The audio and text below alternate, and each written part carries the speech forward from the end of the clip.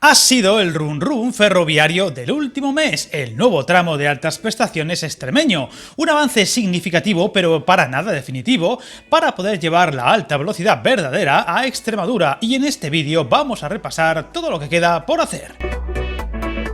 Más allá de la polémica generada, de los retrasos e incidencias ocurridas en los primeros días, incluyendo algunas reacciones y declaraciones poco afortunadas, parece que los nuevos servicios van cumpliendo y ya no se producen apenas retrasos e incidencias reseñables. Pero más allá de esto, aún quedan muchas reivindicaciones por cumplir. El tramo que se puso en servicio hace escasas semanas mejoraba lo que ya había, sin duda, pero aún queda mucho por hacer para que los trenes a o desde Extremadura entren en el siglo XXI, centrándonos hoy en la línea entre Badajoz y Madrid para dentro de muy poco hablaros en otro vídeo de las cosas pendientes en materia ferroviaria en toda la comunidad extremeña en líneas convencionales. Como ya sabréis, desde el 19 de julio, una nueva plataforma ferroviaria entró en servicio en Extremadura, 135 kilómetros nuevos, con muchas salvedades y detalles por mejorar, que, unido a todo lo que queda por hacer en materia de obras, hace que todavía viajar entre las principales localidades extremeñas y Madrid sea aún muy mejorable. El primer detalle clave es que la vía actual no tiene aún electrificación, por lo que los trenes que circulan por ella solo pueden hacerlo en versión diésel. Algo que ya de por sí limita la velocidad a 180 km/h, dejándola muy por debajo de los estándares de alta velocidad, que actualmente se catalogan a partir de los 250 km/h. La catenaria está instalada en prácticamente todo el recorrido, aunque en fases muy distintas. En algunos está totalmente acabada y en otros con los cables y la alimentación aún pendientes, cifrando a Adif su ejecución actual en torno a un 60% y con la vista puesta en el próximo año, probablemente a mediados, para su culminación. Será un punto extra para que este nuevo tramo coja nuevos bríos, aumente su velocidad y también mejore sus números de frecuencias diarias, pues será ahí cuando los trenes actuales puedan llegar incluso a los 250 km/h y arañarle un buen puñado de minutos extra a los tiempos actuales. Otro detalle pendiente es que, aunque cueste creerlo, el tramo inaugurado en julio no está acabado totalmente, ni mucho menos, pues los trenes aún transitan por cerca de 54 kilómetros por la línea anterior al no estar acabada en su totalidad la nueva plataforma. Concretamente, estos tramos aún por terminar son desde la estación de Badajoz hasta la plataforma construida en Novelda, que son unos 13,8 kilómetros, el acceso a Mérida en Bypass, ahora en obras, que son unos 16,8 kilómetros, la entrada a la estación de Mérida, unos 9 kilómetros, y el acceso a la estación de Cáceres, 14 kilómetros. Destacando que la doble vía de tramo nuevo es de ancho ibérico para evitar así diferentes anchos dentro del trazado y simplificar la transición entre tramos, con por ejemplo teniendo que construir un intercambiador de vías. El cambio de vía a ancho internacional a día de hoy no parece que esté contemplado en un calendario, digamos, a corto o medio plazo.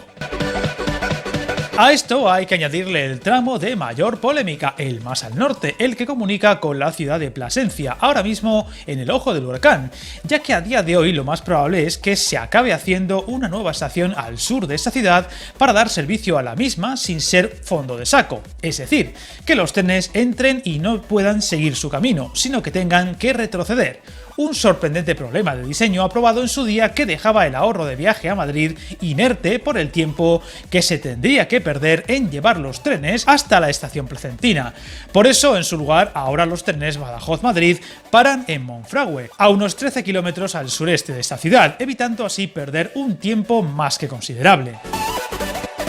Todo hace indicar que Plasencia no solo tendrá nueva estación en el futuro, sino que además tendrá plataforma logística en un lugar aún por determinar. Hasta entonces, la estación actual, en el sur del casco urbano, dará servicios de media distancia con el resto de la región, pero no directamente con Madrid.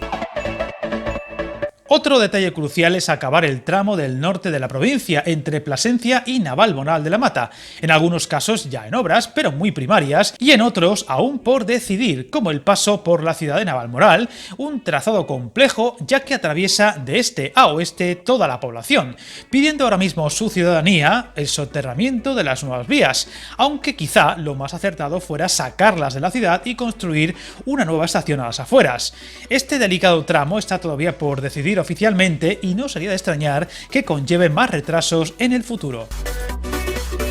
Mérida, la capital extremeña, será otro punto caliente en los próximos años, pues aquí se está empezando a construir un bypass ferroviario de casi 17 kilómetros que evitará entrar en la ciudad, incluyendo la construcción de una nueva estación. Todo esto aún sin fecha concreta de su culminación, por lo que hay que ser muy prudentes.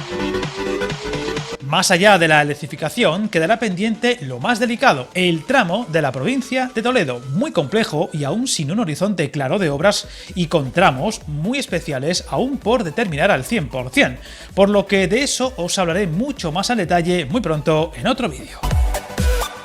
Otro punto crucial que puede ayudar a mejorar las conexiones dentro de la región y con Madrid es el tramo más allá de la frontera con Portugal, que también tendrá novedades importantes en los próximos 2 o 3 años, a falta de que se retome el ambicioso proyecto de alta velocidad entre las dos capitales ibéricas, a día de hoy aparcado desde que estallara la crisis económica de 2008 y de la que también os hablaré al detalle muy pronto en otro vídeo.